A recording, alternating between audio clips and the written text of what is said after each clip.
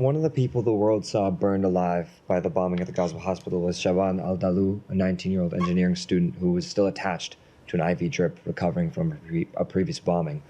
And his story kind of speaks to how this isn't just about one attack.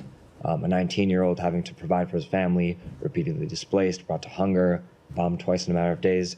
This is a year and this isn't out of nowhere. So how many more patients burned alive by U.S. bombs? We don't want to see any. No, we don't want to see any.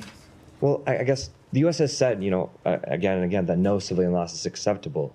10,000 deaths ago, 20,000 deaths ago, and yet it's continued. So how does this answer mean anything without a policy shift? It is an incredibly difficult environment that Israel operates in. And I'll just make clear, the thing that question leaves out, as often happens, and I understand why, is the burden that Hamas bears.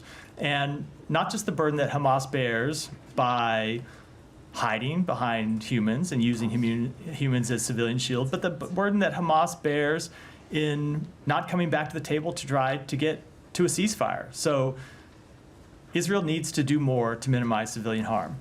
Hamas needs to stop hiding behind human shields. Both of those things can be true. Both of those things are true.